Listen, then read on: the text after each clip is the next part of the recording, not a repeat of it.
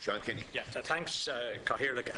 I want to welcome Mr. O'Rourke to the committee and to thank him for his very detailed presentation and to wish him success in the two merged agencies. No, I welcome very much the announcement yesterday of the Luas, the BXD line, to join up the two existing Luas lines and connect up with other services as well. But I think that the construction of that line is going to cause a certain number of problems and a certain number of headaches, and some of them have been referred to already. But the question I want to ask is in relation to College Green.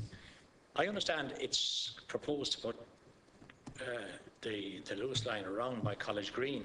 Now that, I think, will leave very little room for any other kind of traffic. So, and how is that going to be dealt with in terms of the overall transport layout and transport services, both that use College Green, because it is a key route with cross-city traffic. The other question I wanted to raise, Cathaoirleach, is in relation to the Luas and safety.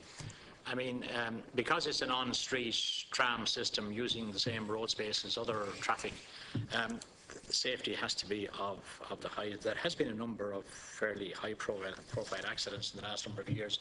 One was a crash between a Luas tram and a bus at O'Connell Street, Abbey Street Junction.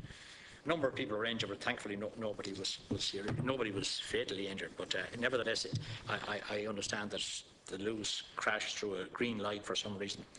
And more recently, there was the Luas was out of action for most of a day, for a full part of a day recently, because of a collision between a bin truck and a Luas, I think somewhere around the Smithfield area. So I mean, you know, obviously inevitably some accident would happen, but I think we need to be assured that, you know, safety is of the highest standard, and that, you know, when you're travelling on a public transport, you don't expect to be involved in a collision with some other vehicle. The other issue is in relation to the Luas lines, and particularly the red line.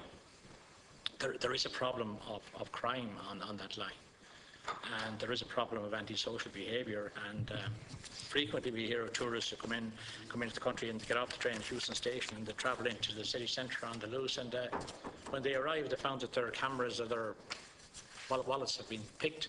So there is a need for passenger security and safety on that particular line, and there is on parts of the line there is a drug problem as well.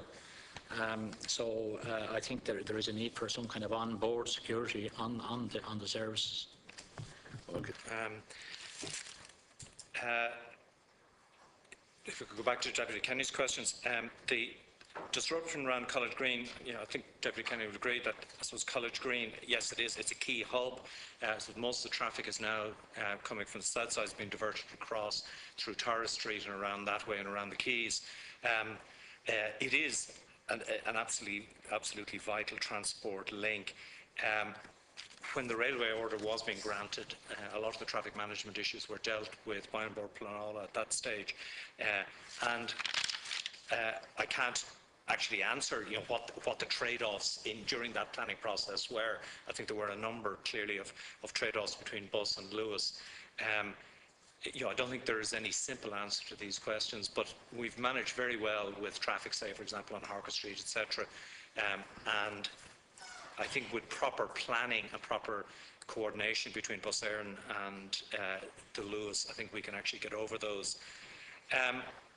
In terms of the accidents, I would share the Deputy's concerns about safety.